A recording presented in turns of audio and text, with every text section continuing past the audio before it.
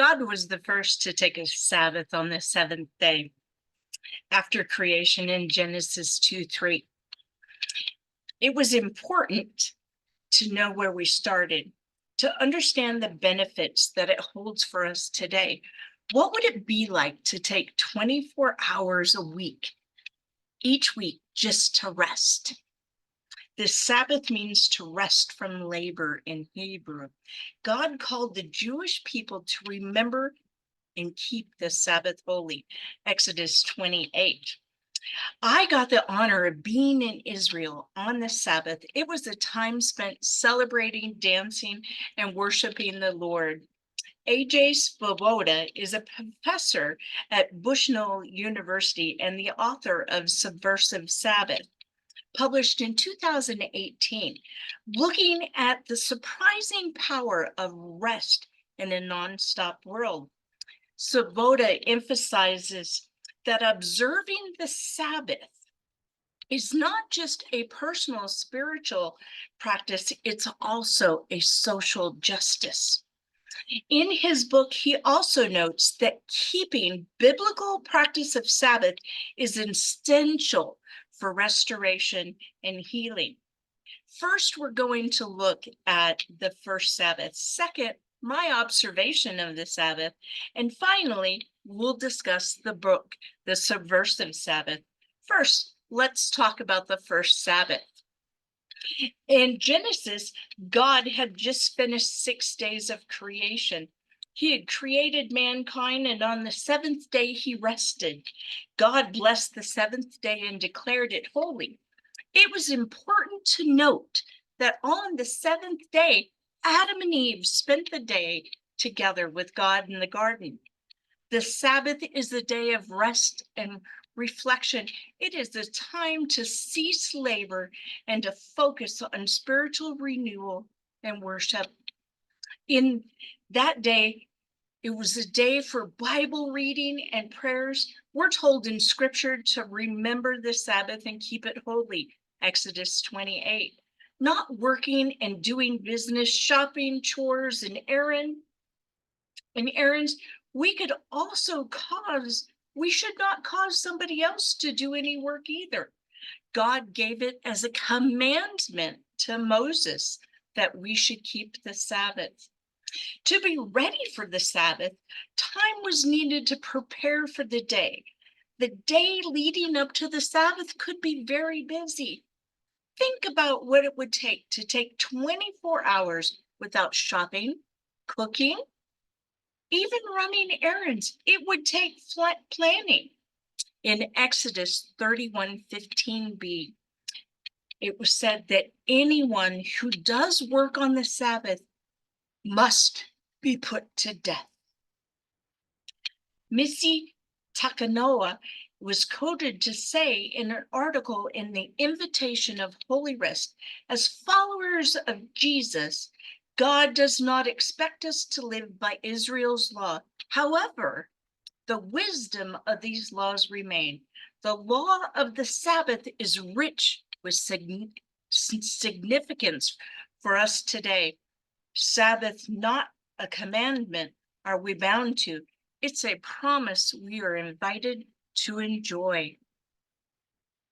Now that we have looked at how it began, let's look at it being observed by the Jewish people today. As I noted earlier, I spent some time in Israel on the Sabbath. It was interesting to see how Jewish people keep the Sabbath. While staying in a hotel on the Sabbath, the elevator stops at each and every floor, and the doors open so that nobody has to push a button. It's considered work. The hotel also has to hire non-Jewish staff members to be able to work on that day. We even had a different bus driver on that day who was not Jewish. It was very odd for a Gentile Christian from the USA to see this. We did get the opportunity to visit the Wailing Wall. On the evening of the Sabbath, seeing everybody dressed up in their traditional formal wear, both men and women, was so beautiful. Men and women do not worship together. They worship separately with this great wall down between them.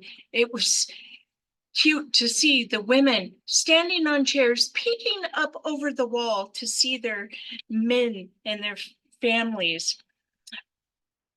It could become very overwhelming by the history and the tradition that was there. On the way back to our hotel, we could see families and friends gathering together around an evening meal, celebrating. Now that we have looked and learned of my personal experience of observing a Jewish Sabbath, now let's discuss the book and some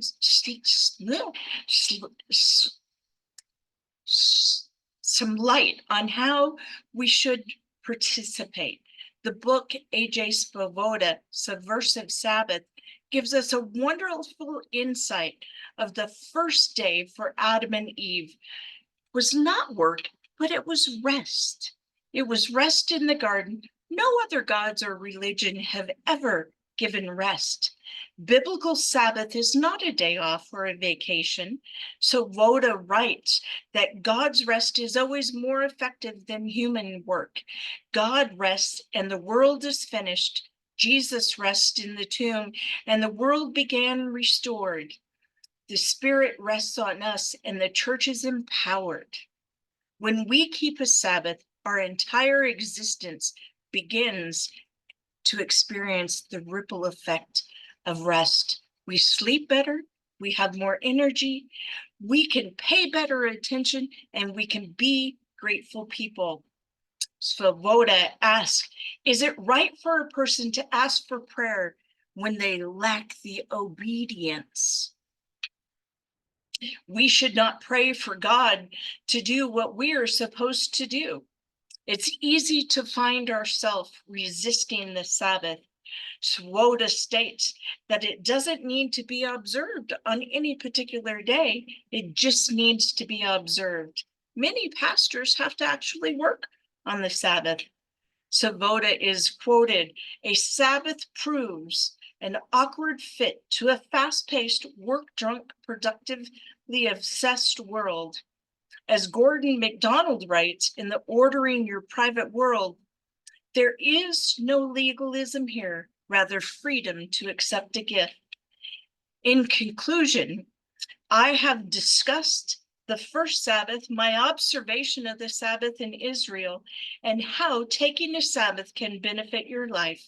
Matthew 11:28, come all who are weary and burdened, and I will give you rest. God has provided from the very creation of time that we need rest, resting in him, resting with him to be healthy, happier, more grateful people.